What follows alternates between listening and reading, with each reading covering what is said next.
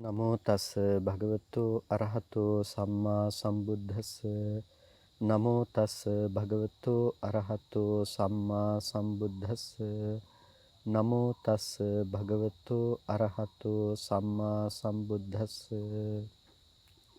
ශ්‍රද්ධා සම්පන්න කාරුණික පින්තුනි හැම කෙනෙක්ම උතුම් සද්ධර්ම ශ්‍රවණය සඳහා සූදානම් වන මොහොත ලෝතර සම්මා සම්බුදුරජාණන් වහන්සේ දේශනා කොට වදාළ ඒ උතුම් සද්ධර්ම සාගරයෙන් ඊටමත් සල්පයක් නමුත් පටිසම්භිදා මග්ග ප්‍රකරණය ආශ්‍රය කරගෙන හැම කෙනෙක්ම පැහැදිලි කරගන්නට යෙදෙන්නේ. පින්තුනි අපේ ජීවිතය ධර්මානුධර්ම ප්‍රතිපදාවක් තුළ හික්මවා ගන්නකොට සිතෙහි ඇතිවන කෙලෙස් ධර්මයන් අපි ක්ෂය බවට පත් කරගන්නේ නැතිනම් දුරු කරගන්නේ ඒ නිවැරදි ප්‍රතිපදාවක් තුළ මනස මෙහෙවීම මගින්. කාමච්ඡන්දාදී ඒ පවත්නා නීවරණ ආශ්‍රව කෙලෙස් ආදී දේවල් අපිට දුරු කරගන්නට පුළුවන් කමක් නැහැ. නිවැරදිව කරන මානසිකාරයක් නැතිනම්. අන්නේ නිවැරදිව කරන මානසිකාරය අනුපූර්ව වශයෙන් අපේ සිත තුළ දියුණු විය යුතු වෙනවා. එතකොට මේ අනුපූර්ව වශයෙන් සිත තුළ දියුණු වීමේදී සංඥා වශයෙන් භාවිත කිරීම පිළිබඳව අපිට තේරුම් ගන්නට පුළුවන්කම ලැබුණා පසුගිය දේශනාව තුළින්. ඒ වගේම අපට ඒ දේ පිළිබඳවම තවදුරටත් පැහැදිලි කරගන්නට පුළුවන්කම ලැබෙනවා. සිත විදිහට චේතෝ වශයෙන් අපි කොහොමද ඒකේ සිතුවිලි විදිහට කොහොමද මානසිකාර කෞශල්‍යයන් විදිහට කොහොමද ඒ තුළ හැසිරෙන්නේ හික්මෙන්නේ නැතිනම් මෙනෙහි කිරීම විදිහට කොහොමද අපි පවත්වා ගනු ලබන්නේ කියන එක පිළිබඳව ඒක අපි හඳුනාගත්ත චේතෝ විවට්ට ඥාන කියලා. ඒකට මේ විවට්ට ඥාන චක්ක කියන කොටස තමයි අපි කතා බහට ලක් කරන්නේ. ඒ කියන්නේ ඒ විවර්තනයේ පිණිස නැතිනම් මිදීම පිණිස පවත්නා විවර්තනයේ සඳහා පවත්නා ඒ ඥානයන් පිළිබඳව. එතකොට ඒ ඥාන හයක් පිළිබඳව කතා කිරීමේදී පළවෙනියටම ඒ ප්‍රඥාව පැවැත්වීම වශයෙන් අපිට තිබෙන සිතෙහි ඉපදනු ලබන සංඥාවන් විදිහට කොහොමද නුවණ පවත්වන්නේ කියන එක කතා කළා. දෙවෙනියට චේතෝ වශයෙන් සිත මේ සිතුවිලි මානසිකාරයන් විදිහට කොහොමද අපි මේ පිළිබඳව සිහිය පවත්වන්නේ කියන එක පිළිබඳව කතා කළා. ඒ වගේම තෙවැනි කාරණාව හැටියට අපි එතනදී විශේෂයෙන් හඳුනා ගන්නට යෙදුණා චිත්ත වශයෙන් කොහොමද මේ මානසිකාරය පවත්වන්නේ කියන එක පිළිබඳව. චිත්ත කියනකොට එතනදී සිත. එතකොට පළවෙනි එක සංඥා වශයෙන්, දෙවෙනි එක මානසිකාර වශයෙන්, ඒක අපි මෙනෙහි කිරීම විදිහට, සිතින් නැවත නැවත භාවිත කිරීම විදිහට, නෙක්ඛම්ම සහගත මානසිකාරයන් විදිහට තමන්ගේ හිතේ ඒ පැත්තට නැඹුරු වූ සිතුවිලි උපදින විදිහට අපි මෙහෙවීම චේතෝ කියලා අපි හඳුනා ගන්නට යෙදුණා. ඒකට මෙතනදී මේ කතං අදිඨානේ පඤ්ඤා චිත්ත විවට්ඨේ ඥානං කියනකොට එතන සිතෙහි ඇති විවට්ඨය පිළිබඳව පවත්නා නුවණ තමයි අදහස් කෙරෙන්නේ. කාමච්ඡන්දං පජහන්තෝ නෙක්ඛම්ම වශයෙන් චිත්තං අදිඨාතිති අදිඨානේ පඤ්ඤා චිත්ත විවට්ඨේ ඥානං. එතකොට සම්පූර්ණම ඊළඟ අධියර විදිහට එතන තියෙන දේ තමයි කෙනෙක් එබඳු මානසිකාරයක් පවත්වනකොට ඔහුට සම්පූර්ණම නෙක්ඛම්ම වශයෙන් චිත්තං අදිඨාතිති. නෙක්ඛම්ම වශයෙන් ඔහුගේ සිතෙහි පවත්නා අදිෂ්ඨානයක් තියෙනවා. කාමච්ඡන්දේ ඉක්මවා ගියපු නෙක්ඛම්මය විදිහට දැඩි ලෙස පිහිටවපු සිතක් ඔහු පවත්වනවා. දැඩි අදිෂ්ඨාන සහිත වූ සිතක් විදිහට ඔහු ඒක පවත්වනවා. අන්න එතන පවත්නා ප්‍රඥාව තමයි චිත්ත විවට්ඨේ ඥානං කියලා කියන්නේ. සංඥා විදිහට වැඩුවා, මානසිකාර විදිහට වැඩුවා. ඊට පස්සේ එයා ඒක සිත විදිහට ඒ නෙක්ඛම්ම සහගත චිත්තයාගේම පැවැත්මක් අරගෙන යන්නට තරම් එයා දක්ෂයෙක් බවට පත් වෙලා තියෙනවා. අවිහිංසා, අව්‍යාපාදාදී නිබඳු වූ සිත්වල පැවැත්මක් මේ ආකාරයෙන් මේ න්‍යායයෙන් අපිට තේරුම් ගන්නට පුළුවන්කම තියෙනවා. ඒ තමයි මේ විවට්ට ඥානවල තිබෙන චිත්ත විවට්ටය කියලා කියන්නේ. ඒ කියන්නේ ඒක සිත විදිහටම අපි මිදීම කියන එක. එතකොට මේ කරුණු ටික අතර තියෙන අනුපූර්ව ස්වභාවය පිළිබඳව ඔබට තේරුම් ගන්නට පුළුවන්. සංඥා විවට්ටය, චේතෝ විවට්ටය සහ චිත්ත විවට්ටය. සංඥා විවට්ටය කියනකොට ඒක සංඥා වශයෙන් විවර්තිත සංඥාවන් පිළිබඳව ඔබ ගැනීම, ඒ වගේම ඒ විවර්තිත මානසිකාරයන් පිළිබඳව ඔබේ මෙනෙහි කිරීම පැවැත්වීම, ඊට පස්සේ ඒ තෙවැනි කාරණාව හැටියට විවර්තිත සිත පැවැත්වීම කියන දේ තුළින් ඔබට ඒ පිළිබඳව උත්සුක වීම නැතිනම් ඔබේ සිත විදිහට අදිෂ්ඨානගතව පවත්වා ගැනීම කියන මේ තුන් තැනක යෙදෙන විවට්ටයේ පිණිස පවත්නා ස්වභාවය හඳුනා ගන්නට පුළුවන්කම තිබෙනවා. ඊට පස්සේ අපට අද දවසේදී විශේෂයෙන් සාකච්ඡා කරන්නට තිබෙනවා හතරවෙනි ඥානය පිළිබඳව. කතං ශුඤ්ඤතේ පඤ්ඤා ඥාන විවට්ටේ ඥානං. කතං ශුඤ්ඤතේ පඤ්ඤා ඥාන විවට්ටේ ඥානං. එතකොට ඒක ඥාන විවට්ටයක්. ප්‍රඥාවෙන් විවර්තනයක්. ඒක ප්‍රඥාවෙන් විවර්තනයක්. එතකොට දැන් උඩදී අපි කතා කළ විවට්ට කියන එක සංඥා, මානසිකාර, ඒ වගේම චිත්ත කියලා අපි කතා කරන. නැතිනම් සංඥා, චේතෝ, චිත්ත කියලා කතා කරන ඒ විවට්ටයන් තුළදී ඒ විවර්තනය කියන එක අපිට උපදව ගන්නට පුළුවන් ප්‍රධාන පැති දෙකක් තියෙනවා. පළවෙනි එක තමයි සමතය, දෙවෙනි එක තමයි විපස්සනාව කියන මේ පැති දෙක. ඒකට දැන් මෙතනදී ඥාන විවට්ටය කියලා කියන්නේ ඒක ප්‍රධාන වශයෙන්ම ප්‍රඥාව ඉලක්කගත කරගෙන පවතින ඥානයක්. ඒ කියන්නේ ප්‍රඥාව තුළින් කෙලෙස් ධර්මයන්ගේ සංසිඳ වීම කියන දේ තමයි මෙතනදී ඥාන විවට්ටයේ තුළදී කතා බහට ලක් කෙරෙන්නේ. ඥාන විවට්ටේ ඥානෙ. ඒක උපදින්නේ කොහොමද? කතං ශුඤ්ඤතේ පඤ්ඤා ඥාන විවට්ටේ ඥානං. එතකොට උඩදී අපි කිව්වේ අදිඨානේ පඤ්ඤාදී ලෙසනේ. එතකොට දැන් මෙතනදී කියන්නේ මේ ශුඤ්ඤතේ පඤ්ඤා ශුඤ්ඤතාවයේ පිළිබඳව තියෙන ප්‍රඥාව තමයි ඥාන විවට්ටේ ඥානය කියලා කියන්නේ. ශුඤ්ඤතාවයේ පිළිබඳව තිබෙන ප්‍රඥාව. එතකොට ප්‍රඥාවෙන් විවර්තනය වීමක් ගැන කතා කරනවා නම් ප්‍රඥාවෙන් නිදහස් මිදීමක් ගැන, ඒ කියන්නේ ප්‍රඥාව අනුගමනය කිරීම තුළ කෙලෙස් ධර්මයන්ගෙන් මිදීමක් පිළිබඳව කතා කරනවා නම් එතකොට ඒ කතා කරන්නේ ශුඤ්ඤතාවයේ පිළිබඳව පවත්නා ප්‍රඥාව. ශුඤ්ඤතාවයේ පිළිබඳව පවත්නා නුවණ කියන එක තමයි එතනදී වැදගත් වන්නේ. ඒකට මොනවාද කොහොමද ශුඤ්ඤතාවයේ පිළිබඳව විවරණයට ලක් කෙරෙන්නේ? චක්කුං ශුඤ්ඤං අත්තේනවා අත්තනීයනවා නිච්චේනවා දුවේනවා සස්සතේනවා අවිපරිණාම ධම්මේනවාති. එතකොට මේ චක්කුං ශුඤ්ඤං ඇහැ කියන එක ශූන්‍යයි, ඇහැ කියන එක හිස්. අත්තේනවා අත්තනීයනවා මොනවාගෙන්ද මේක ශුන්‍ය බවටපත් වෙන්නේ? අත්තේන ආත්ම භාව විදිහට, ආත්ම විදිහට මේක හිස්, ආත්ම වශයෙන් ගන්නට දෙයක් ඇත්තේ නැහැ. අත්තනීයනවා ආත්මනීය වූ, ආත්මයකට අයත් වූ දෙයක් ඇත්තේ නෑ. නිච්චේනවා නොවෙනස්ව පවතිනවා කියන ස්වභාවයක් මේකේ ඇත්තේ නෑ. දුවේනවා දුව වූ ස්වභාවයක් මේකේ ඇත්තේ නෑ. දුව කියලා කියන්නේ ඒක අද්දුවයි. ඒ කියන්නේ ඒක සැලවීමක් නැහැ. නිශ්චලව එකලෙස පැවැත්මක් තියෙනවා කියන එක. සස්සතයි කියලා කියන්නේ බාහිර පවතිනවාය කියන එක. අවිපරිණාම ධම්මේන විපරිණාමයටපත් වෙන්නේ නැහැ කියන එක. ඒ කියන්නේ වෙනස් ස්වභාවයකටපත් වෙන්නේ නැහැ කියන එක. යථා භූතං ඥානතෝ පස්සතෝ චක්ඛාබි නිවේසතෝ ඥානං විවට්ටති.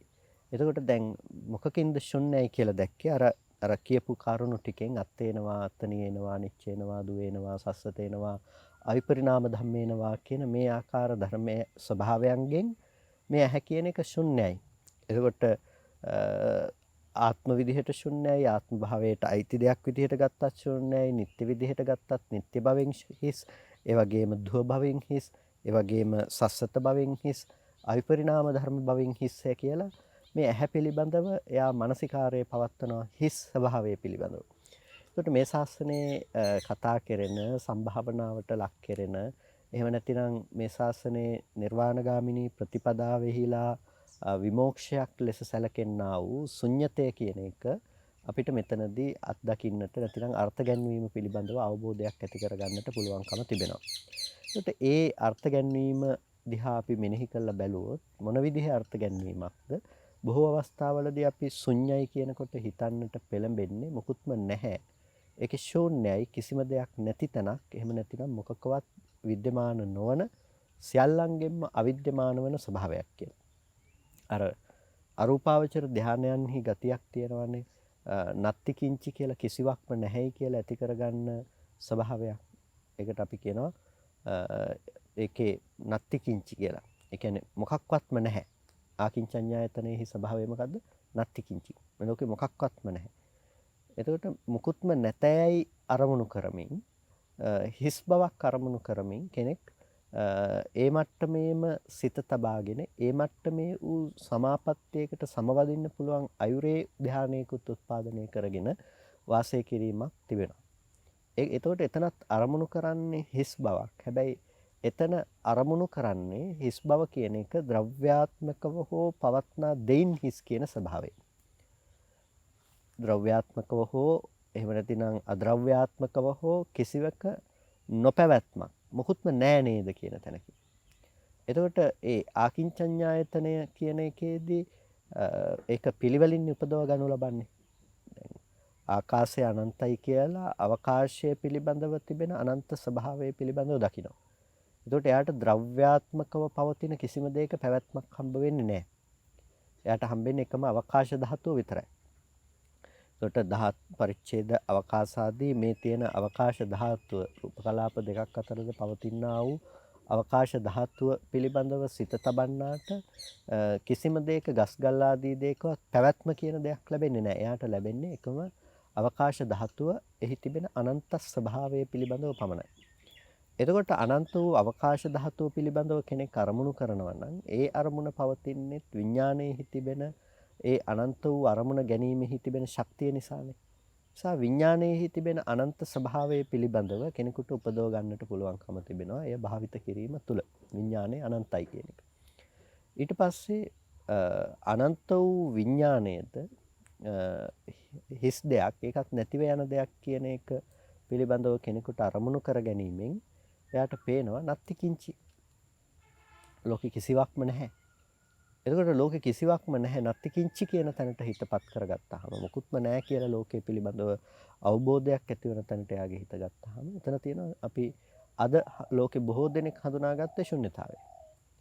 ද්‍රව්‍යාත්මකව හෝ අද්‍රව්‍යාත්මකව කිසිම දෙයක නොපැවැත්මක් තියෙනවා.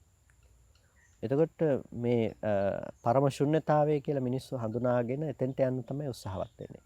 නමුත් බුදුරජාණන් වහන්සේ පැහැදිලි කරන උන්වහන්සේ ධර්මයේ තුල විවරණයට ලක් කරන ශුන්‍යතාවයේ බවට පත් වෙන්නේ අද්‍රව්‍යාත්මක හෝ ද්‍රව්‍යාත්මකව කිසිම දෙයක් ශුන්‍යයි කිසිම දෙයක් නැහැ කියන තැන නෙමෙයි බුදුරජාණන් වහන්සේ දේශනා කළේ. භාග්‍යවතුන් වහන්සේගේ පැනවීම බවට පත්වන්නේ ලෝකෙහි හේතු නිසා හටගත්තු ධර්මයෝ හේතු නැති වෙනකොට නැති වෙලා යනවා කියන එක. හේතු නිසා හටගත්තු ධර්මයෝ හේතුන්ගේ බිඳී යෑමෙන් බිඳී යනවා කියන එක. ඒකට හේතු නිසා හටගත්තු දේ හේතු නැති වෙනකොට නැති වී යන ස්වභාවයෙන් යුක්ත නම් හේතු නිසා හටගත්තු ධර්මයේ හේතු නැති වෙනකොට නැති වෙන ස්වභාවයෙන් යුක්ත නම් අන්න ඒ බඳු තැනක નિરાයාසයෙන්ම නුවණ පවත්වන කෙනෙකුට පේනවා හේතු ඇතිකල්ලි ඒ ධර්මය හට ගන්නවා කියලා. එතකොට හේතුඵල ධමක පැවැත්ම කියන තැනින් තමයි භාග්‍යවතුන් වහන්සේ ධර්මයේ දේශනා කළේ. හේතු නිසා හට ගන්නවා හේතු නැති වෙනකොට ඒ ධර්මයේ බිඳී යනවා. නිසා ලෝකයේ ඇත සහ ලෝකයේ නැත කියලා දේවල් පනවන්නට පුළුවන් අන්තයක් නැත්තේ නැහැ. හේතුම් පටිච්ච සම්භූතං හේතුභංගා නිරුජ්ජති කියන ලෝකයේහි සදාත්මනික විද්‍යමාන වන ධර්මයක ස්වභාවයක් ලක්ෂණයක් තිබෙනවා. එතකොට ඒක ඇතුලේ අපිට කිසිම දෙයක් නැති ශුන්‍යතාවයක් නිවනයි කියලා අපිට හඳුන්වන්නට පුළුවන් කමක් නැත්තේ නෑ. කුමක්වත් නැති ශුන්‍යතාවයක් නිවනයි කියලා අපිට එතනින් එහාට ගිහිල්ලා ඒ පිළිබඳව අර්ථකථනය කිරීමේ විවරණයට ලක් කිරීමේ හැකියාවක් නැත්තේ නැහැ. ශුන්‍යතාවය කියලා බුදුරජාණන් වහන්සේ යමක් දේශනා කරනවා. ඒ දේශනා කරන ශුන්‍යතාවය ශුන්‍යත චේතෝ විමුක්තියක්. ඒක හිතේ ඇති කරගනු ලබන චේතෝ විමුක්තියක්. ඒ චේතෝ විමුක්තිය ඇතිවන්නේ අනාත්මානුදර්ශනය තුළ. අනාත්මානුදර්ශනය තුළ. ඒ කියන්නේ අනාත්මය ලෙස දැකීම තුළ. අනාත්මය අනුව බැලීම තුළ. අනාත්මානුපස්සනාව තුළ අනාත්මානුදර්ශනය තුළ තමයි ඒ ශුන්‍යතාවය කියන චේතෝ විමුක්තිය කෙනෙකුට උපදව ගන්නට පුළුවන්කම තියෙන්නේ. ඒකට එකකින් ඊටාම පැහැදිලි වෙන දේ තමයි ශුන්‍යයි කියලා කියන දේත් එක්ක සම්බන්ධ වෙන ප්‍රධානම ව්‍යවහාරයේ බවට පත් වෙන්නේ අනාත්ම ව්‍යවහාරය කියන එක. ඒකට හේතුව ද්‍රව්‍යාත්මකව හෝ අද්‍රව්‍යාත්මකව පවත්නා හිස් බවක් පිළිබඳව නෙමෙයි බුදුරජාණන් වහන්සේ දේශනා කරන්නේ. බුදුරජාණන් වහන්සේ දේශනා කරන්නේ ආත්ම භාව වශයෙන් අපිට ගන්නට එතන හිස් බවක් තියෙනවා. ආත්ම භාව වශයෙන් පවතින හිස් ස්වභාවයක්. එතකොට පුද්ගලයා කියන දේ නිර්මාණය වෙන්නේ කෙනෙක් කියන එක අපිට පේන්නේ මේ මේ මගේ ආත්මය කියලා අපි ග්‍රහණය කරගනු ලබන්නේ අපි ලෝකය ඇසුරු කරන තැන. ලෝකය ඇසුරු කරන තැන.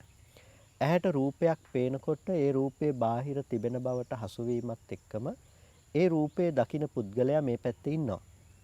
කනට ශබ්දයක් ඇහෙනකොට ඒ ශබ්දේ බාහිර තියනවා කියලා හිතන දේ සමගම අපිට ඒ ශබ්දය අසන්නා වූ පුද්ගලයා මේ පැත්තේ ඉන්නවා. දිවට රසයක් දැනෙනකොට බාහිර තිබිලා ඒ රසය එනවා කියලා දකින අපිට රස විඳින කෙනා මේ පැත්තේ හම්බෙනවා. මෙන්න මේ විදිහට අපිට ලෝකය කියන දේ නිර්මාණය වීමේදී ආයතනයත් ආයතන ගෝචර වන්නා වූ බාහිර ධර්මතා ටිකත් එතනදී බලපාලා තියෙනවා. එතකොට බාහිර ආයතනය බාහිර රූපයක් ඇස කරා පැමිණෙනකොට ආධ්‍යාත්මික ආයතනයට පැමිණෙනකොට ඒක පෙර නොතිබී ඉතුරු නැතුව නැති වෙන ධර්මයක් විදිහට සිදු වුණ සම්බන්ධයක්.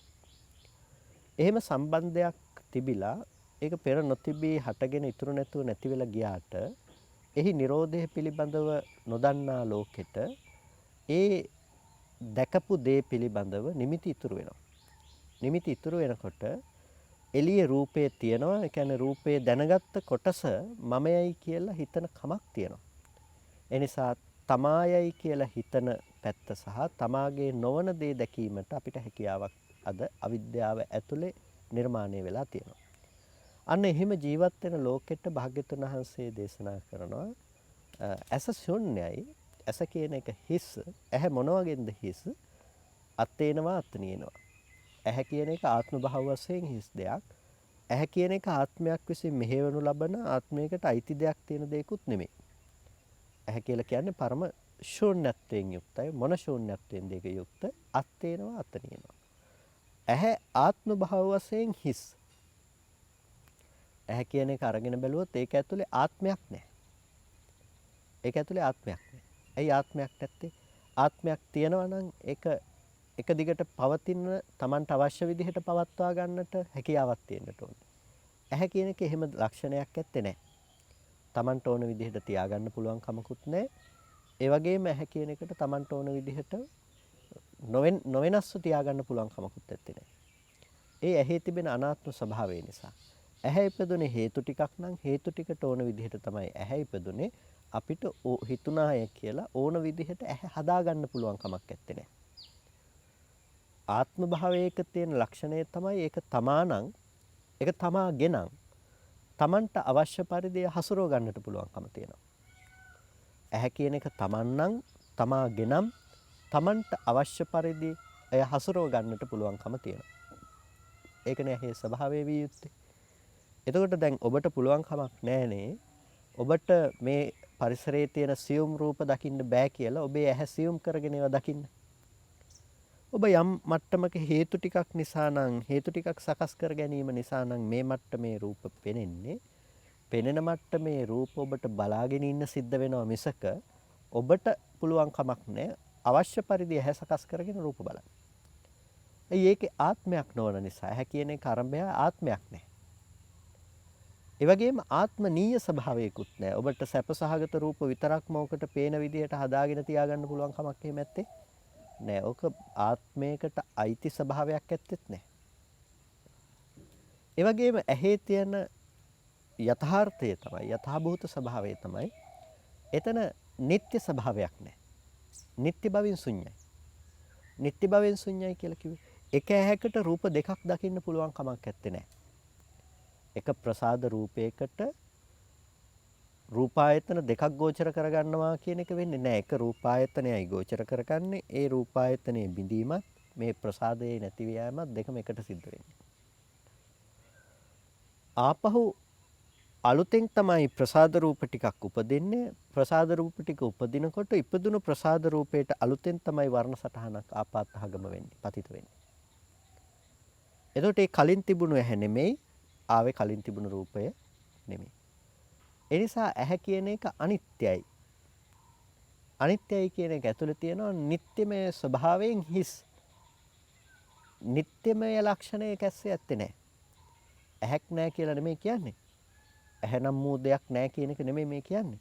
එහෙම දෙයක් තියෙනවා. හේතු නිසා හටගත්ත ධර්මයක්. හැබැයි ඒක එතනම නැති වෙලා යනවා. ඒක ඇතුලේ නිට්ටයයි කියන ස්වභාවය ඒ නිසා නැහැ. නිට්ටය බවින් ඒක හිස්.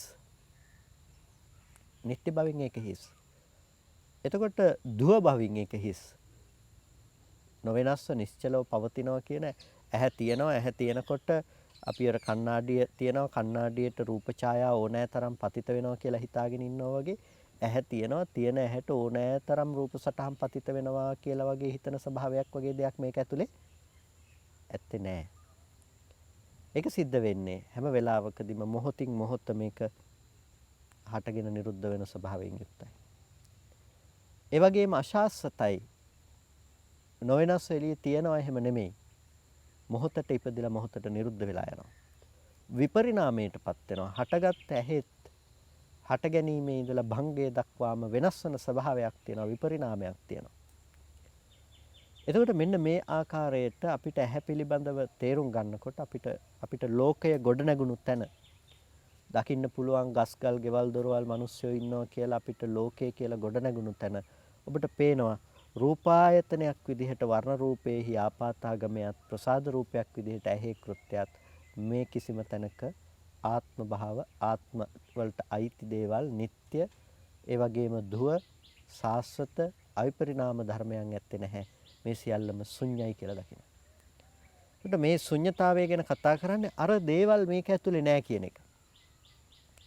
ඒක හරියට දැන් අපිට ශාලාවක් ඇතුළට අපි යනකොට හිස් ශාලාවක් ඇතුළට ගිහිල්ලා අපිට කියන්න පුළුවන්කම තියෙනවා මේක ඇතුලේ කවුරුත්ම නැහැ කියලා. කවුරුත්ම නැද්ද? කවුරුත්ම නැහැ කියන එක ඇතුලේ තියනව නේද? ඒක දකින්න කවුරුත්ම නැති බව දකින්න මම ඉන්නවා කියලා. ඒ වගේ ලෝකේ ශුන්‍යතාවය දකින්න උත්සාහවත් වුණාට කොච්චර කවදාවත් පරම ශුන්‍යතාවයක් දකින්න පුළුවන් කමක් නැත්තේ නැහැ. ශුන්‍ය බවින් ඒක අශුන්‍ය නිසා. ශුන්‍ය බවින් ඒක අශුන්‍යයි. ශුන්‍යතාවය කියන දේ දකිනවා නම් ඒ දකින ධර්ම ටික නිසා එතන අශුන්‍යයි. එනිසා ඒක කවදාවත් ප්‍රායෝගිකව එතන පවත්වන්න පුළුවන්කම තියෙන දෙයක් නෙමෙයි. කිසිවක්ම නැහැ කියන සංඥාව තියෙනවා. කිසිවක්ම නැහැ කියන සිතුවිල්ල තියෙනවා. කිසිවක්ම නැහැයි කියලා දැන ගැනීම තියෙනවා. එතකොට කිසිවක්ම නැති වෙලා නැහැ. නැති බව දැනගන්න දේ තිබිලා තියෙන නිසා. පරම ශුන්‍යතාවය කියලා එහෙම දෙයක් ගැන කතා කරන්නට පුළුවන් කමක් නැත්තේ නෑ. හැබැයි අපිට ශාලාවක් ඇතුළට ගියපුවාම හිස් ශාලාවක් ඇතුළට අපිට කියන්න පුළුවන් මෙතන සතුන්ගෙන් හිස්. මේක සතුන්ගෙන් බල්ලන් බලුලුන් වගේ සතුන්ගෙන් හිස්. මෙතන අනෙක් මිනිසුන්ගෙන් හිස්. මෙතන සම්පූර්ණම වෙන අපිට පෙනෙන ප්‍රාණීන්ගෙන් හිස් දෙයක්. හිස්. එළු තිරළු බැටළු ආදී සතුන්ගෙන් හිස්. මෙතන පක්ෂීන්ගෙන් හිස්. අපිට එහෙම කියන්න පුළුවන්කම තියෙනවා. එතකොට අපේ සීමාව අපි හිස් කියලා කියන්නේ මොන වගේන්ද? හිස් කියන්නේ අපිට දෙයක් තියෙන ඒ දේ මේක ඇතුලේ නැහැ. එතකොට ඒකෙහි विद्यमान වෙන යථාර්ථය. එතකොට අපි ගිහිල්ලා මොකක්වත්ම නැහැ කියලා දකින්න කෙනා නොදක කියන දෙයක් නෙමෙයි. අපි හොඳාකාරවම දකිනවා මෙතන පවතින දේ මොකද්ද කියන එක. ඒක දැනගෙන අපි කියනවා ඒකේ හැබැයි මෙබඳු ස්වභාවයක් නැහැ. ඒකේ මෙබඳු ලක්ෂණයක් නැහැ. අන්න ඒක තමයි මේ සිද්ධ කරන්නේ. ඇහැ කියන එක දිහා බලාගෙන අපි මොකුත්ම නැහැ කියලා කියන්න යනව නෙමෙයි. අපි කියනවා ඇහැ කියන එක ආත්ම භාව වශයෙන් හිස් දෙයක්. ඒකේ ආත්මයක් නැහැ. ආත්මනීය දේවල් ඒක ඇතුලේ ඇත්තේ නැහැ. ආත්මනීය ආත්මයකට අයිති දේවල් ඒක ඇතුලේ ඇත්තේ නැහැ. ඒක ආත්මයකට අයිති දේවල් ඒකේ නොපැවැත්ම නිසා ඒක හිස්. ආත්මනීය දෙයින් හිස්. නිත්‍ය වශයෙන් ගත්තාම නිත්‍ය වශයෙන් ඒක හිස්. ඒ වගේම ධව වශයෙන් ගත්තාම ධව වශයෙන් ඒක හිස්. සස්සත වශයෙන් ගත්තාම සස්සත භවයක නෑ සස්සත වශයෙන් හිස්. අවිපරිණාම ධම්ම කියලා කියන්නේ නොවෙනස්ව තිබීම පැත්තෙන් ගත්තාම නොවෙනස්ව තිබීම පැත්තෙන් ඒක හිස්. එතකොට මෙන්න මේ විදිහට අපිට මේ ශුන්‍යතාවය පිළිබඳව මෙතනදී හඳුනා ගන්නට පුළුවන්කම තියෙනවා. එතකොට මේ ශුන්‍යතාවය තුළ මොකද්ද කතා කරන්නේ? යථා භූතං ඥානතෝ පස්සතෝ චක්කාබිනිවේසතෝ ඥානං විවට්ටති. එතකොට මේ චක්කාබිනිවේසතෝ ඥානං විවට්ටති इति ශුන්‍යතේන පඤ්ඤා ඥාන විවට්ටේ ඥාන. මෙන්න මේ විදිහට මානසිකාරය කරනකොට යම් චක්කාබිනිවේෂණයක් තියෙනවා. ඇස පිළිබඳව යම් අභිනිවේෂණයක් තියෙනවා නම් ඇස පිළිබඳව යම් බැස ගැනීමක් තියෙනවා නම් මෙන්න මේ ඇස පිළිබඳව තිබෙන බැස ගැනීම තුළින් නුවණින් ඒකෙන් විවර්තනයට ලක් වෙනවා. අපි ඇහැ පිළිබඳව බැස ගන්නවා කියලා කියන්නේ ඔබට දැන් යම් දැකපු රූප පිළිබඳව මෙනෙහි කරන්න පුළුවන් නම් ඒක ඇතුලේ નિરાයාසයෙන්ම ගැබ් වී තිබෙන දේ තමයි ඒ රූපේ දැකපු ඇහැ තිබුණා.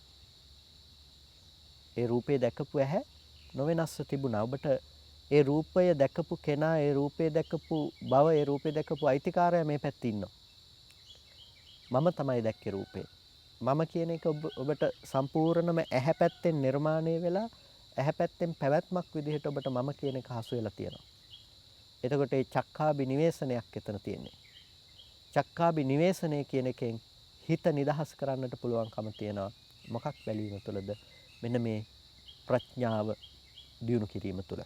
ඒ නිසා තමයි ඥානං විවට්ටති ශුඤ්ඤතේ පඤ්ඤා. ශුඤ්ඤතාවයේ පිළිබඳව නැවත නැවත හිත වඩනකොට එයා ඥානය තුළින් විවර්තනයට ලක් වෙනවා. ඇස පිළිබඳව බැස ගැනීමෙන් එයා විවර්තනයට ලක් වෙනවා. එතනින් හිත ගැලවෙනවා. එතනින් හිත එයා නිදහසටපත් වෙනවා. සෝතං ශුඤ්ඤං. සෝතේ කියන එක ශුඤ්ඤයි. අත්තේනවා අත්තනියනවා. කන කියන එක ශූන්‍යයි, ආත්ම වශයෙන් ශූන්‍යයි, ආත්මායක්ත දේවල් වලින් ශූන්‍යයි, ආත්මයකට අයිති දෙයක් කියලා දේවල් මේ කනෙහි ඇත්තේ නැහැ. ඒ වගේම නිත්‍ය භවෙන් ශූන්‍යයි, දුහ භවෙන් ශූන්‍යයි, ඒ වගේම සස්සත භවෙන් ශූන්‍යයි, අවිපරිණාම ධර්මයෙන් ශූන්‍යයි. මේ විදිහට කන පිළිබඳව දකිනවා. දැන් පින්නතුනේ මොහොතකට මෙනෙහි කරලා බලන්නකෝ. අපිට පේන ලෝකය පිළිබඳව යම් දැනුමක් තිබෙනවා නම් අතීතේ දැක්කා මේ වගේ ලෝකයක් කියන එක ගැන පේන ලෝකයේ පිළිබඳව ඔබට සම්පූර්ණම දැනුමක් තියෙනවා වර්ණ රූප මාත්‍රයක් විදිහට ඔබ ළඟට ඇවිල්ලා නිරුද්ධ වෙන සටහනක් විතරයි කියන එක. ඒකේ නානත්වයක් නැහැ. ගස් කොළන් මිනිස්සුය කියලා නානත්වයක් නැහැ. ඒකට මේ නානත්වේ නැතුව රූපායතනේ නැති වෙනකොට අතීතේ දැකපු ලෝකේ වර්තමානයේ තුල පවත්නා ලෝකය සහ අනාගතයේ තුල ඔබට බලාපොරොත්තු වෙන හමුවන ලෝකයේ යන සංඥාවක් තියෙනවා නම් කල්පනා කිරීමක් තියෙනවා නම් ඒ සියල්ලංගෙන්ම මිදිලා. ඇයි ඔබ දැකලා තියෙනවා එහි පවත්නා යථාර්ථය හේතු නිසා හටගෙන හේතු නැති වෙනකොට නැති වෙනවා කියන ස්වභාවය හරහා ඒක අනාත්මයි කියන ලක්ෂණය ඔබ දැකලා තියෙනවා. එතකොට ඔබට පේන ලෝකයේ ඇතුලේ රැවටෙන්න තැනක් ඇත්තේ නැහැ. පේන ලෝකයෙන් සම්පූර්ණව මිදිලා. මෙන්න මේ පේන ලෝකයෙන් මිදුණා වගේම ඇහෙන ලෝකේනොත් අපිට මිදෙන්නට පුළුවන්කම තියෙනවා. ඒක තමයි සෝතං ශුඤ්ඤං කියලා කිව්වේ. ඇහැ ශූන්‍යයි. මොකෙන්ද අත්තේන වාත්තනියනවා. ආත්ම භාව වශයෙන් ආත්මායක්ත දේවල් විදිහට, නිත්‍ය දේවල් විදිහට, දුහ දේවල් විදිහට, සස්සත දේවල් විදිහට, අවිපරිණාම දේවල් විදිහට කන කියන එක ශුන්‍යයි. ඒක හේතු නිසා හටගෙන හේතු නැති වෙනකොට නැති වෙන ධර්මයක්. කලින් තිබුණු දේ නැවත අහන්නට පුළුවන් කමක් නොලැබෙන විදිහට පවත්නා දෙයක්. එතකොට එතන පුද්ගල බවක් ගොඩනගෙන්නට බැරි තැනක්. මෙන්න මේ ආකාර ලෙස අපිට එතන පවත්නා යථා ස්වභාවය පිළිබඳව නුවණක් ඇති කරගන්නට පුළුවන්කම තිබෙනවා. එතකොට ප්‍රඥාවෙන් දැනගෙන ප්‍රඥාවෙන් දකිමින් ප්‍රඥාවෙන් එතනින් මිදී නිදහස් වීමක් තියෙනවා. ප්‍රඥාවෙන් දැනගෙන ප්‍රඥාවෙන් දකිමින් ප්‍රඥාවෙන් එතන නිදහස් වීමක් දකින්නට පුළුවන්කම තියෙනවා. ඒ වගේම ඝානං ශුඤ්ඤං ජීවහා ශුඤ්ඤා කායෝ ශුඤ්ඤෝ. මෙන්න මේ ආකාරයට මේ ස්පර්ශ ආයතන ටිකම දකින්නට පුළුවන්කම තිබෙනවා. ඒ වගේම මනෝ ශුඤ්ඤෝ. මනස කියන එකත් ශුන්‍යයි කියන එක අවබෝධ කරගනු ලබනවා. එතකොට දැන් මේ ශුන්‍යයි කියලා දකින්න මේ මානසිකාරය එයාට එළඹ සිටින්නේ ප්‍රඥාවක් විදිහට. එයා විවර්තනයට එළඹෙන්නේ සිතේ පෙරලීමට එයාට පත් කරගන්නේ ඥානය තුළ ප්‍රඥාව තුළ. ශුන්‍යතාවේ එයා දෙයක් ඇති බවට හම්බෙන නিত্য සාස්වත අවිපරිණාම ධම්ම ලෝකයේහි එයාට අනිත්‍ය අද්දුව අසස්සත විපරිණාමී ධර්මයක් ලෙස දකින මට්ටම එයාට උපදින්නේ ප්‍රඥාවෙහි තිබෙන ස්වභාවයක් විදිහට. ප්‍රඥාවෙහි තිබෙන ස්වභාවයක් විදිහට. ඒක නිසා ඒකට කියනවා ඥාන විවට්ටය කියලා. ඒකට කියනවා ඥාන විවට්ටය. ප්‍රඥාවෙන් මිදී ප්‍රඥාවෙන් නිදහස් වීම කියන දේ. ප්‍රඥාවෙන් මිදී නිදහස් වීම. ඒක හඳුන්වනු ලබන්නේ ඥාන විවට්ටය විදිහට.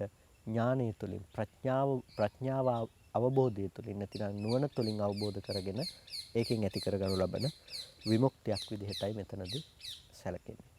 එතකොට මෙන්න මේ ආකාරයට ඥාන විවට්ටයේදී අපිට මේ විදර්ශනාවෙහි උපයෝගීතාවය අනිත්‍ය දුක්ඛ අනාත්ම කියන ත්‍රිලක්ෂණ ධර්මයේහි උපයෝගීතාවය පිළිබඳව අපිට අදහසක් ඇති කරගන්නට පුළුවන්කම තියෙනවා. ඊට පස්සේ අපිට ඊළඟ කරුණ පිළිබඳව අපේ අවධානය යොමු කරන්නට පුළුවන්. ඒ තමයි විමුක්ඛ විවට්ට ඥානෙ. විමුක්ඛ විවට්ට ඥානෙ. විමෝක්ෂ ධර්මයන් පිළිබඳව තිබෙන විවර්තනය. කතං වස්සග්ගේ පඤ්ඤා විමුක්ඛ විවට්ටේ ඥානං. එතකොට වස්සග්ගේ පඤ්ඤා. වස්සග්ගේ පිණිස පවත්නා ප්‍රඥාව. නිර්වාණය පිණිස පවත්න ප්‍රඥාව විමුක්ඛ විවට්ටේ ඥානං. එතකොට විමෝක්ෂ විවර්තන ඥානය කියලා කියන්නේ කොයි විදිහටද? නෙක්ඛම්මේන කාමච්ඡන්දං වස්සජ්ජති වස්සග්ගේ පඤ්ඤා විමුක්ඛ විවට්ටේ ඥානං. එතකොට නෙක්ඛම්මේන කාමච්ඡන්දං වස්සජ්ජති.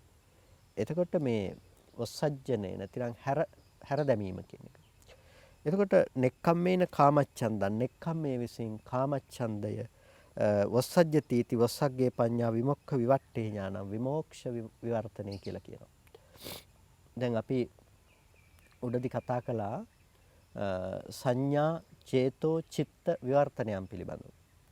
එතකොට සංඥා චේතෝ චිත්ත විවර්තනයන් ඔස්සේ අපි කතා කළා සංඥාවක් විදිහට තබනවා මානසිකාරය තුලින් තවදුරටත් තහවුරු කරනවා සිත මගින් නැවත නැවත ඒක භාවිත කරනවා කියලා. එහි පවත්නා ස්වභාවය තමයි ඊට පස්සේ යන තැන තමයි විමෝක්ෂය කියලා කියන්නේ. එතකොට මේ විමෝක්ෂය කියන තැනට එන්න කලින් විස්තර කරන්නට යෙදුනා ඥානය කියන එකත් ඥාන විවට්ටය කියන එකත්. එතකොට විමෝක්ෂය කියන එක පිළිබඳව අපි තේරුම් ගන්නකොට අපිට විමෝක්ෂය දෙආකාරයකින් අපි පැහැදිලි කරගන්නට ඕනේ. අපි මීට පෙර පැහැදිලි කරගෙන තියෙනවා විමෝක්ෂය පිළිබඳව බෙදා දක්වලා විමෝක්ෂය කියන කරුණ පිළිබඳව බෙදා දක්වලා තියෙනවා චේතෝ විමුක්ති සහ පඤ්ඤා විමුක්ති කියලා. ඒතකොට චේතෝ විමුක්තිය පැත්තෙනොත් කෙනෙකුට ඒ විමෝක්ෂය උපදව ගන්නට පුළුවන්කම තියෙනවා. ඒ වගේම අපි ඥාන විවට්ටය පිළිබඳව කතා කළා වගේම ප්‍රඥාව පැත්තෙනොත් එයාට විමෝක්ෂයට පත්වන්නට පුළුවන්කම තියෙනවා. රාග විරාග චේතෝ විමුක්තිය සහ අවිජ්ජා විරාග පඤ්ඤා විමුක්තියයි කියලා විමුක්තිය පිළිබඳව විමෝක්ෂ පිළිබඳව අපිට කොටස් දෙකකින් කතා බහට ලක් කරන්නට පුළුවන්. එතකොට අන්න ඒ නිසා තමයි විමෝක්ෂය කියන එක පසුපසින් තබාගෙන අර සංඥා චේතෝ චිත්ත විවර්තනයන් පිළිබඳව මුලින් කතා කළා ඥාන විවර්තනය පිළිබඳව ඊළඟට කතා කළා මේ දෙකෙන්ම උපදව ගනු ලබන ඒ මෝක්ෂය පිළිබඳව විමෝක්ෂ පිළිබඳව ඊළඟට සාකච්ඡා කරන්න. එතකොට නෙක්ඛම්මේන කාමච්ඡන්දං වස්සජ්ජති. නෙක්ඛම්මේ විදිහට කාමච්ඡන්දය හැරපියනවා. කාමච්ඡන්දය හැරපීමේදී එයාට කොටස් දෙකකින් හැරපියන්නට පුළුවන්කම තියෙනවා. ඒ නෙක්ඛම්ම සහගත සිතුවිලි වැඩි කර ගැනීම තුළ ඒ දේවල් වල සමත නිස්ෘතව කාමච්ඡන්දය හැරපීම විදිහටත් ඒ වගේම ඥානය දියුණු කිරීම විදිහට ඒ ධර්මයන්ගේ යථා ස්වභාවය පිළිබඳව අවබෝධ කර ගැනීම විදිහටත් එයාට කාමච්ඡන්දය කියන එක නූපදවන්නට පුළුවන්කම තිබෙනවා. එතකොට ඒක විමෝක්ෂයේහි නුවණක්. ඒ තැනක එයාගේ මිදීම කොයි ආකාරයටද සිද්ධ වෙන්නේ කියන එක පිළිබඳව දක්නා නුවණක් තියෙනවා. ඒකට කියනවා විමුක්ඛට්ඨේ ඥානය කියලා. එතකොට මේ විමුක්ඛ විවට්ඨේ ඥානය කියලා. විමුක්ඛ විවට්ඨේ ඥානය අපිට එතනදී තේරුම් ගන්නට පුළුවන්. විමෝක්ෂය තුලින් කොහොමද විවර්තනයටපත් වෙන්නේ? කාමච්ඡන්දය තුලින් විවර්තනයටපත් වීමේදී අපිට පුළුවන්කම තිබෙනවා අසුබ සංඥාදී දේවල් භාවිත කරලා ලෝකේ ආදීනවාදී සංඥාවන් භාවිත කිරීම තුළ විමෝක්ෂය කියන දෙයට පත්වන්නට පුළුවන්කම තියෙනවා. ඒ වගේම ඇහැ පිළිබඳව පිරිසිඳ දැකලා රූපය පිළිබඳව පිරිසිඳ දැකලා එහි පවත්නා යථා ස්වභාවයට හිත තියලා ඥාන විවර්තනයක් විදිහටත් එහි විමෝක්ෂයට පත්වන්නට පුළුවන්කම තියෙනවා. ඒකට කාමච්ඡන්දය පිළිබඳව අපි දුරු කිරීම විදිහට නෙක්ඛම්මය උපදවනකොට අපිට නෙක්ඛම්මය උපදවනකොට සාමිස නෙක්ඛම්ම සහ නිරාමිස නෙක්ඛම්මය කියලා නෙක්ඛම්මේ කොටස් දෙකකින් අපි දකිනවා. එතකොට සාමිස නෙක්ඛම්මය කියනකොට ලෝකයේ තුල අපි යම් කිසි අතහැරීමක් තියනවා නම් ලෝකේ පවත්නා දේවල් පිළිබඳව ආදීනව අසුභාදී දකිමින් ඒ දේවල් වලින් බැහැරවීමක් තියෙනවා නම් ඒ දේත් ඒ වගේම ප්‍රඥාව තුළින් යථාභූත ඥාන දර්ශනය තුළින් යම් නික්මීමක් තියෙනවා නම් ඒකත් මෙන්න මේ ආකාර වූ නෙක්ඛම්මය අපිට කොටස් දෙකකට බෙදලා හඳුනා ගන්නට පුළුවන්කම් තියෙනවා විමෝක්ෂ දෙකකට හේතු වන ආකාරයන්ගෙන්. එතකොට ඒකට කියනවා අපි විමුක්ඛ විවට්ඨේ ඥානය කියලා. මේ විදිහටම අර කාමච්ඡන්ද පිළිබඳව කතා කළා වගේම අව්‍යාපාද ධර්මයන් පිළිබඳව ආලෝක සංඥා තීන මිද්දාදී ධර්මයන් පිළිබඳවත් අපිට ප්‍රධාන වශයෙන්ම හඳුනා ගන්නට පුළුවන්කම තිබෙනවා. එතකොට මෙන්න මේ ආකාරයට විමුක්ඛ විවට්ඨේ ඥානය පිළිබඳව තේරුම් ගන්නට පුළුවන්. ඊට පස්සේ 6 වෙනුව පවත්නා නුවණ තමයි සත්‍ය විවට්ඨේ ඥානය. චතුරාර්ය සත්‍ය ධර්මය අවබෝධ වීම. කතං තතට්ඨේ පඤ්ඤා සත්‍ය විවට්ඨේ ඥානං. එතකොට තතට්ඨේ පඤ්ඤා අවිපරීත ධර්මයක් ලෝකයේ තුල තියෙනවා. ඒක කිසිම ආකාරයකින් ලෝකේ වෙනස් ස්වභාවයකටපත් වෙන්නේ නැහැ. ලෝකයේ තුල යම් අවිපරීත දැක්මක් තියෙනවා. වෙනස් ස්වභාවයකට අන්‍යතාවයකටපත් නොවන අවිපරීත වූ දැක්මක්. අනේ අවිපරීත වූ දැක්ම තමයි සත්‍ය විවට්ඨේ ඥානය කියලා කියන්නේ. සත්‍ය අනුව දකිනකොට විවර්තනයට ලක්වීම කියලා කියන්නේ. එතකොට මොනවද මේ සත්‍ය විවර්තනයේ බවටපත් වෙන්නේ? දුක්ඛස්ස පීලනට්ඨං සංකතට්ඨං සන්තාපට්ඨං විපරිණාමට්ඨං. දුක පිළිබඳව තිබෙන පීලනට්ඨං සංකතට්ඨං පීලනාර්ථය, ඒ වගේම සංකතාර්ථය, සන්තාපාර්ථය, විපරිණාමාර්ථය, ඒ වගේම ඒ ධර්මයන් පිළිබඳව පරිජානන්තෝ විවට්ඨති තතට්ඨේ පඤ්ඤා සත්‍ය විවට්ඨේ ඥානං. චතුරාර්ය සත්‍ය ධර්මයේ පිළිබඳව පවතිනකොට දුක්ඛ සත්‍ය පිළිබඳව තියෙන නුවණක් කොහොමද? පීලනට්ඨ සංකතට්ඨ සන්තාපට්ඨ විපරිණාමට්ඨ කියන මේ අර්ථයන් පිළිබඳව තියෙන නුවණක්. එතකොට පීලනට්ඨං දුක කියන එකේ තියෙන පෙලීම් සහගත ස්වභාවය, පෙලීම් සහගත ලක්ෂණය හඳුනා ගන්නවා. දුක කියන එකේ තියෙන පෙලීම් සහගත ලක්ෂණය. එතකොට පෙලීම කියලා කියනකොට කෙනෙකුට ඇතිවෙන මානසික පීඩාව කියන එක පමණක්ම නෙමෙයි. මේක ලක්ෂණයක්, මේක ධර්මයක්, මේක වේදනාවක් හැටියට දකින්නට මෙපා. වේදනාවක් ඇති වෙන තැනත් මේකට අදාළයි. හැබැයි මේ වේදනාව කියන ස්වභාවයේ ඉක්මවා ගියපු පීලනාර්ථය කියන ස්වභාවය ඊටාම සියුම්, ඊටාම අත්‍යවශ්‍ය තේරුම් ගන්නට අවශ්‍ය වෙන ධර්ම ස්වභාවයක්. එතකොට පීලනට්ඨෝ කියලා කියන්නේ මේ දුකෙහි විද්‍යමාන වන ස්වභාවයක්. දුක්ඛ කියන වචනය දිහාම අපි බැලුවාම අපට දකින්නට පුළුවන්කම තියෙන්නේ දු කියන උපසර්ග පූර්ව කරගත්ත ක කියන ධාතුවෙන් නිපන් පදයක් හැටියට.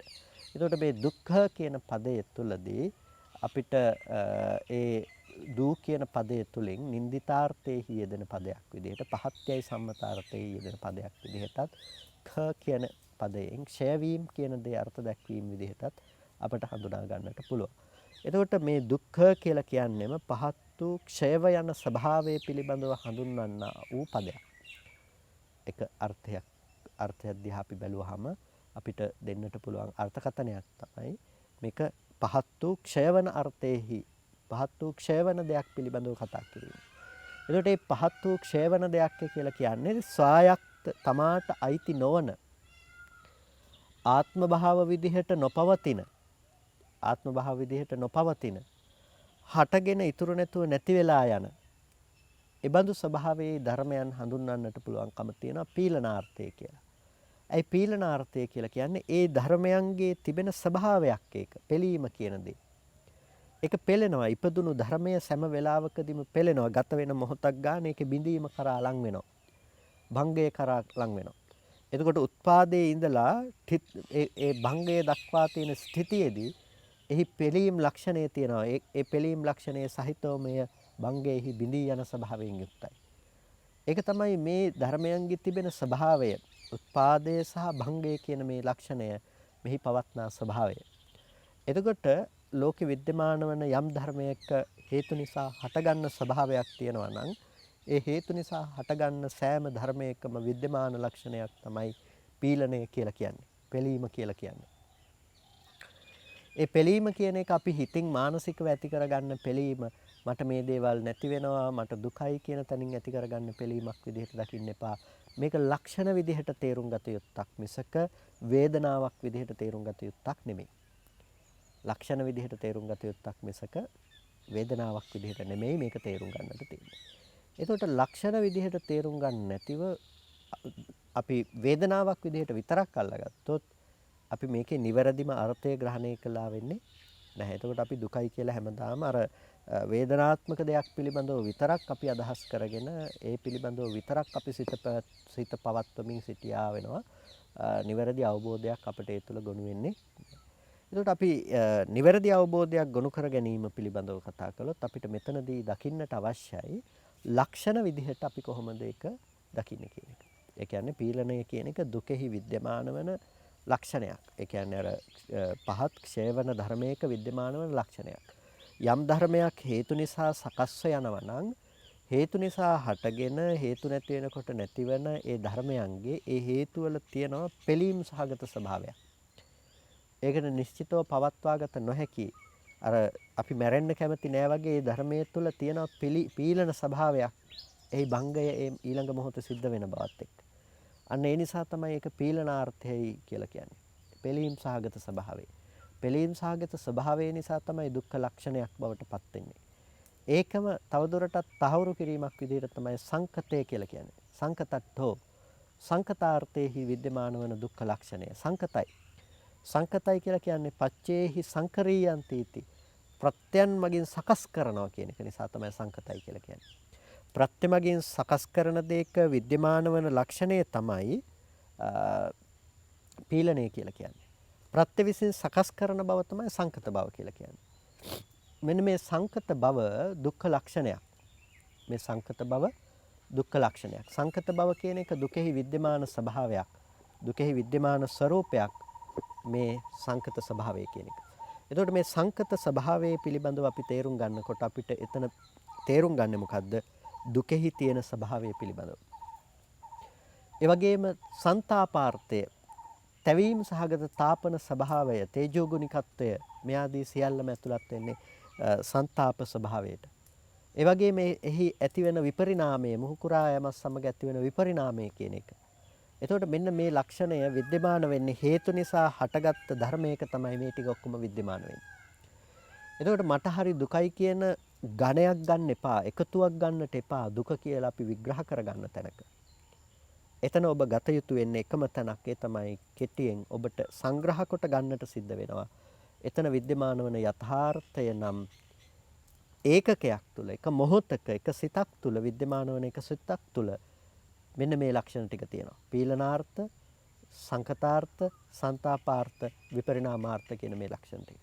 එතකොට මේ හිත දුකෙන් නොමිදුණු ධර්මයක් හැටියට අපට දකින්න පුළුවන්. සිතක් පාස සෑම දෙයක්ම දුකින් නොමිදුණු දෙයක් කියන අවබෝධය අපිට ඒ ඔස්සේ ඇති කරගන්නට පුළුවන්කම තියෙනවා. ඒ නිසා තමයි තතට්ඨේ පඤ්ඤා කියලා කිව්වේ. ඒක වෙනස් වෙන්නේ නැහැ. ඒක හැමදාම මේ විදිහට තමයි. සැප වේදනාව ඇතුලේ දුක්ඛ ලක්ෂණ ටික ඒ නිසා තියෙනවා. ඒකත් දුකෙන් මිදිලා නැහැ. ඒක සංකතයි. ඒකත් දුක නැතුව තියෙන ධර්මයක් නෙමෙයි. ඒ නිසා ඒ සියල්ලන්ටම පොදු වූ ධර්මයක් තමයි දුක්ඛ කියන ලක්ෂණය. නිසා දුක්ඛ ලක්ෂණය පිළිබඳව අන්න ඒ විදිහට ගැඹුරින් ඒ විදිහට නුවණින් අවබෝධ කරගන්නට අපි උත්සාහවත් වෙනකොට ඒ පිළිබඳව අපි තවදුරටත් අපේ ප්‍රඥාව තබනකොට නුවණ පවත්වනකොට අපිට එතන විශේෂයෙන්ම අවබෝධයක් ඇති කරගන්නට පුළුවන්කම තියෙනවා. මොකද්ද මේ දුක්ඛ ලක්ෂණය? මොකද්ද මේ දුක්ඛ ස්වභාවය කියන්නේ කියන එක පිළිබඳව. එතකොට ඒ අවබෝධය තමයි අපිට වැදගත් වෙන්නේ අපිට නිර්වාණය කරා ගමන් කරන්නට. එහෙම නැතිනම් ලෝකේ දුක්ඛාරය සත්‍ය අවබෝධ කරනවා කියන තැනට අපිට වැදගත් වෙන්නේ අන්න ඒ දේ. එතකොට මෙන්න මේ ආකාරයට අපිට මේ දුක පිළිබඳව තියෙන මේ ස්වභාවය තේරුම් යන විදිහට තත කියන්නේ ස්ථාවරව ගියපු දුකේ තිබෙන ස්ථාවරත්වයට පත් වන අර්ථය ඔප්නං වෙන විදිහට අපිට ඒ පිළිබඳව මානසිකාරය පවත්වන්නට පුළුවන්කම තියෙනවා. ඒකට කියනවා සත්‍ය විවට්ඨේ ඥානෙ. දුක පිළිබඳව අවබෝධ කරගන්නවා. දැන් අර ධර්මතා විශේෂෙහි ඥාන විවට්ඨාදී ඇති වෙනකොට අපිට පේන්නේ මෙන්න මේ දුක්ඛ ලක්ෂණය තමයි ඒ තුළ අවබෝධ කරගන්නට පුළුවන්කම තිබෙන්නේ. සමුදයස්ස ආයුහනට්ටන් නිදානට්ටන් සංයෝගට්ටන් පලිබෝධට්ඨෝ සමුදය සත්‍යයෙහි තිබෙන ආයුහනට්ඨය. සමුදය සත්‍යයෙහි තිබෙන ආයුහනාර්ථය තේරුම් ගන්නට පුළුවන්. සමුදය සත්‍යයෙහි තියෙන නිදානාර්ථය තේරුම් ගන්නට පුළුවන්. සමුදය සත්‍යයෙහි තියෙන සංයෝගාර්ථය තේරුම් ගන්නට පුළුවන්. සමුදය සත්‍යයෙහි තියෙන පලිබෝධාර්ථය තේරුම් ගන්නට පුළුවන්කම තියෙනවා.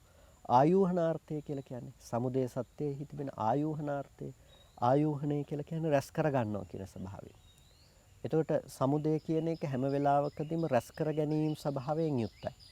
සමුදය කියන එකෙන් දකින්න එපා එකපාරම අපිට තියෙන ලෝභය ආසාව කියන දේන් මේ දේවල් වලට බැඳීම කියන අපිට ඕලාරිකව වැටහෙන තැනින් විතරක් සමුදය කියන එක තේරුම් ගන්න එපා. ඒක ඊට වඩා සියුම්. එහි තියෙන ආයෝහනාර්ථයක්, රැස් කරගන්න ස්වභාවයක්. ඔබට දැන් පුළුවන්කම තියෙනවා ඔබට කරපු කර්ම පිළිබඳව සිහිපත් කරන්න. ඒකත් ආයෝහණය. ඒකත් සමුදයෙහි තිබෙන ලක්ෂණයක්. ඒ කියන්නේ ඔබ ගිහිල්ලා රුවන්වැලි සෑයට මල් පහන් පූජා කරපියව යන්නට පුළුවන්. ඔබ කරපු කුසල අකුසල කර්ම පිළිබඳව වන්නට පුළුවන්. ඔබට පුළුවන් දැන් ඒ පිළිබඳව මානසිකාරය පවත්වන්න. ඒ පිළිබඳව දැන් මෙනෙහි කරන්නට පුළුවන්. දැන් ඒ පිළිබඳව මෙනෙහි කරනවා කියලා කියන්නේ එතන තියෙන ආයෝහන ස්වභාවයේ. එතන තිබෙන ආයෝහන ලක්ෂණයේ ඒ රැස් කරගත්ත දෙයක් පිළිබඳව ඒ විදිහට ඔබ හැසිරෙන්නේ. ආයෝහන ස්වභාවය. ඊට පස්සේ නිදානට්ඨං නිදාන ස්වභාවය. මූලයක්. ඒක මූලයක්. මොකකටද? නැවත මේ වගේ දෙයක් ඒ කියන්නේ විපාක සම්තතියක් උපදවන්නට තරම් නිදාන වන දෙයක්. දුක උපදවන්නට නිදාන වන දෙයක්. අපි පච්චේහි සංකරීය භාවය පිළිබඳව කතා කරන ප්‍රත්‍ය නිසා උපදවන ස්වභාවය. ඒ ප්‍රත්‍ය කියන දේ සමුත්පාදනයට තියෙන ප්‍රධානතම හේතුවක් තමයි සමුදය කියලා කියන්නේ.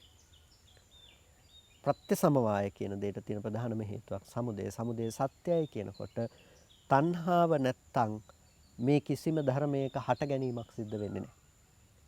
ඇස කන නාසය දිව ශරීරය මනස කියන මේ ආයතනයන්ගේ හට ගැනීමක් සිද්ධ වන්නේ නැහැ. තණ්හාව නිසාම තමයි මේ ධර්මය උපදින්නේ. ඒ නිසා තමයි හේතු ගැන කතා කරනකොට අවිජ්ජා සංකාර තණ්හා උපාදාන භව. තණ්හාව තමයි මේක ප්‍රධානම කෘත්‍ය සිද්ධ කරන කෙනා. තණ්හාව තමයි සිද්ධ. කර්මයට විතරක් උපදින්න බෑ. හොඳ හෝ නරක ඒ කර්මයකට යෙදෙන තණ්හාව තමයි ප්‍රධානම හේතුව. තණ්හාව කියලා කියන තැනදී සමුදය අර්ථය දකින්න එතනදී. තණ්හාව කියනකොට ලෝභ චෛතසිකයෙන් විතරක් තේරුම් ගන්නට එපා. එතන තියෙන සමුදය කියන අර්ථය දකින්න. සමුදය සත්‍යයට අයිති ස්වභාවය ඒක ඇතුලේ ඔක්කොම ගැබ් වෙලා තියෙනවා. එතකොට එතන තියෙන ආයෝහණය කියන ලක්ෂණයක්. සමුදයෙහි තියෙන ආයෝහන ලක්ෂණය කියන්නේ රැස් කරගත්ත ස්වභාවය. ඔබට අරමුණු කරන්නට කර්මයේ තියෙනවා නම් කර්මයේ කළ කෙනා ඉන්නවා නම් කරපු කර්මයේ තියෙනවා නම් ඊට අනුරූපව ඔබට ප්‍රතිසන්දි වශයෙන් යන්න හේතු ටික තියෙනවා. නිසා සමුදයෙහි ස්වභාවය තමයි ආයෝහණය කියන එක. ඒ වගේම නිදාන ස්වභාවය අපහු ප්‍රතිසන්දියක් වශයෙන් යන්න ඒ ගතියම තමයි නිදානයේ බවට පත් වෙන්නේ. එය නිදාන කරගෙන ඒ හේතු කරගෙන තමයි ප්‍රතිසන්දි වශයෙන් නැවත දුක්ඛ ස්කන්ධ ටිකක් උපදවන තැනකටපත් උනේ. ඒ වගේම සංයෝගට්ඨං ඒකම සංයෝජනයක් බැඳුමක් බවට පත් කර ගැනීම කියන එක සමුදයෙහි තියෙන ස්වභාවය. පලිබෝධට්ඨං පලිබෝධයක් බවට පත්වීම කියන එක තණ්හාවෙහි තියෙන ස්වභාවය. එතකොට මෙන්න මේ විදිහට මේ ධර්මයේ දුරු කරන්නට ඕන කියන එක විවර්තනයේ පිණිස තමන් ඒ සත්‍ය ධර්මයේ පිළිබඳව පවත්වන නුවණක් තියෙනවා නම් ඒකට කියනවා තතට්ඨේ පඤ්ඤා සත්‍ය විවට්ඨේ ඥානං කියලා. සත්‍ය ධර්මයන්ගෙන් විවර්තනයට ලක් වෙනවා. එයා සමුදය සත්‍ය පිළිබඳව සමුදය ප්‍රහාණය කිරීම පිළිබඳව උපදව ගනු ලබන අවබෝධයත් එක්ක. නිරෝධස්ස නිස්සරණට්ඨං විවේකට්ඨං අසංකතට්ඨං අමතට්ඨං සච්චිකරන්තෝ. නිරෝධය පිළිබඳව තිබෙන නිස්සරණ විවේක අසංකතට්ඨ අමතට්ඨ. නිරෝධය පිළිබඳව තියෙන නිස්සරණට්ඨ විවේකට්ඨ අසංකතට්ඨ අමතට්ඨ. එතකොට විවේකයේහි තියෙන නිස්සරණ බව. විවේකයේහි තියෙන නිස්සරණ ස්වභාවය. ඊට පස්සේ විවේක ස්වභාවය, අසංකත ස්වභාවය, අමතට්ඨ ස්වභාවය. ඒ කියන්නේ අමෘතය කියන එක.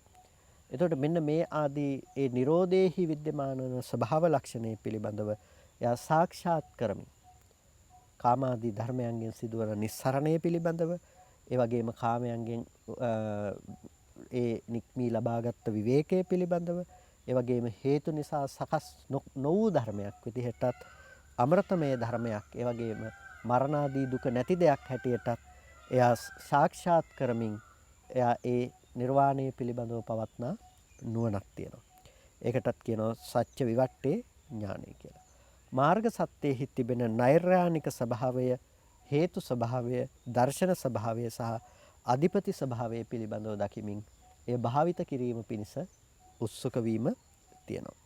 එතකොට මෙන්න මේ විදිහට එයා විවර්තනය පිළිබඳව සත්‍ය විවර්තනය පිළිබඳව සත්‍ය ධර්මයන් දැකගෙන තමාගේ හිත කෙලසුන්ගෙන් මිදීම පිණිස පත් කර ගැනීම සඳහා එයා උත්සාහවත් වෙනවා. ඒකට කියනවා සත්‍ය විවට්ට ඥාන කියලා. එතකොට මෙන්න මේ ආකාරයට කෙනෙක් තමන්ගේ හිත යම් තැනකට පත් කර ගැනීමක් තිබෙනවා නම් යම් අවස්ථාවකට තමන්ගේ හිත කෙලෙස් ධර්මයන්ගෙන් මිදීගත් ස්වභාවයකට එයා දියුණු කරන ස්වභාවයක් තියෙනවා නම් ඒක තමයි අපි කතා කළ යුතු තැන මේ සත්‍ය විවර්තනාදී ඥානයන්ගෙන් අපට තේරුම් ගන්නට පුළුවන්කම තිබෙන තැන අපි මේ සත්‍ය විවට්ට ඥානයේද ඇතුළත්ව අපිට තවදුරටත් පුළුවන් ඒ කාරණාව පිළිබඳව ඉදිරියේදී පැහැදිලි කරගන්නට කල්පනා කරගන්න අද දවසේදී සද්ධර්ම ශ්‍රවණය කරලා යෝනිසෝ මනසිකාර්ය පවත්තලා වටිනා කුසලයක් සිද්ධ කරගන්නට යෙදුණා. මේ සිද්ධ කරගත්ත සියලුම කුසල ධර්මයන් අපි අනුමෝදන් කළ යුතු අයට අනුමෝදන් කරමු. පළමුවෙන් අපට අර්ථයෙන් ධර්මයෙන් අනුශාසනා කරන අපේ ධර්මාචාර්ය අවසරයි මාංකඩවල සුදස්සන ස්වාමීන් වහන්සේටත් අවසරයි මාංකඩවල නන්දරතන ස්වාමීන් වහන්සේටත් ස්වාමීන් වහන්සේලා දෙනමතම උතුම් නිවනින් සැනසීම පිණිස මේ කුසලය හේතුපනිශ්‍රේම වේවා කියලා සාදු කියලා පින් අනුමෝදන් කරනවා.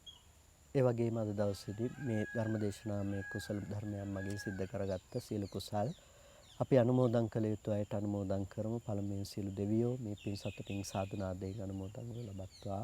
දෙවියන්ටත් මේ පින් අමා මහ නිවනින් සැනසීම පිණිසම හේතුපනිශ්‍රේම වේවා කියලා සාදු කියලා දෙවියන්ටත් පින් අනුමෝදන් කරන්න.